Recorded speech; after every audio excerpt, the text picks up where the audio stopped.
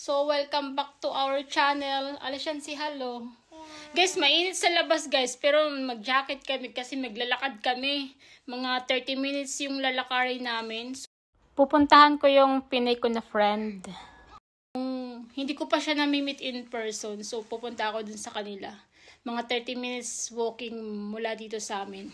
Tapos, nagdala ako nito. Yun, nagdala ako nito guys. Yung binake ko kanina. Para may pasalubong ako sa anak niya. So, ayan. See you!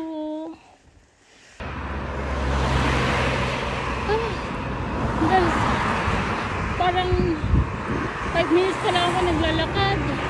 Hiningal na ako.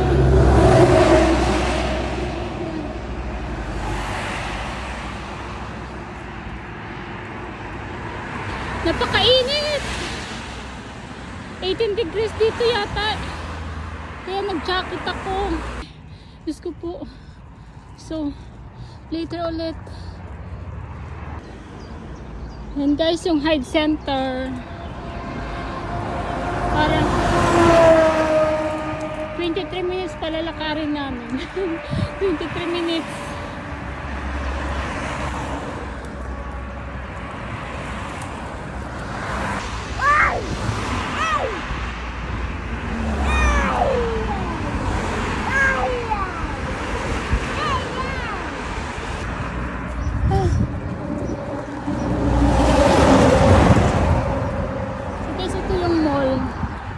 Center, ayun. Ito yung mall na malapit dito sa amin. Parang 10 minutes na ako naglalakad. 10 or 15 minutes.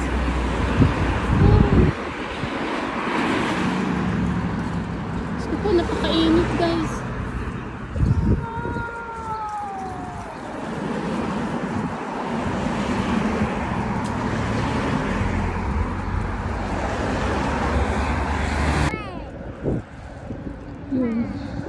Diyan sa stoplight.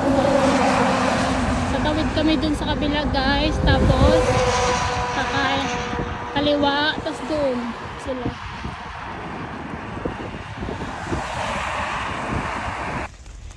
Lutong-luto ng lola nyo guys. Napakainit. Pero nag-jacket ako kasi nga ang init.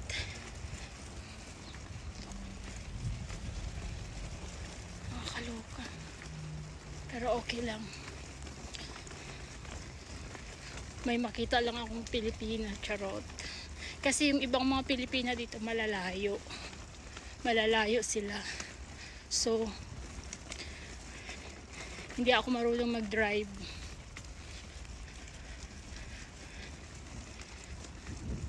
So, ito, pwedeng maglakad 30 minutes. Alam nyo guys,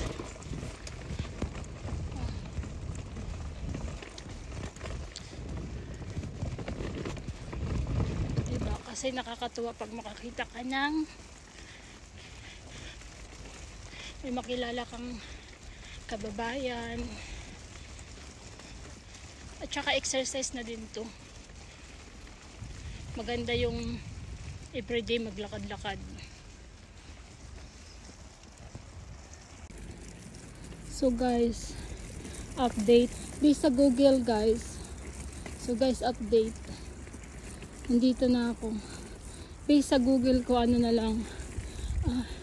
10 minutes. Nandun na ako. So guys, ang dami kong stoplight na dinaanan. Nakakatakot. Kasi ang lalaki ng mga bus. And 5 minutes na lang ako. Makakarating na ako guys. Tapos ayun, diba? Pakainit. Tapos ayun yung mall. Yung Hyde Center. Ito yung school nila dito. Ayan.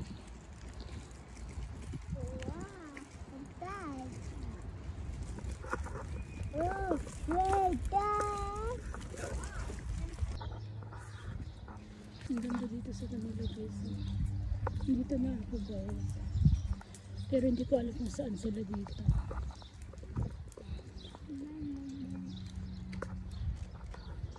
So ayun, hindi na ako nakapag-vlog dun guys. Tsaka late na kasi ako dumating. Parang 1 oras lang ako dito sa kanila. Sabi ko babalik na lang ako ulit next time.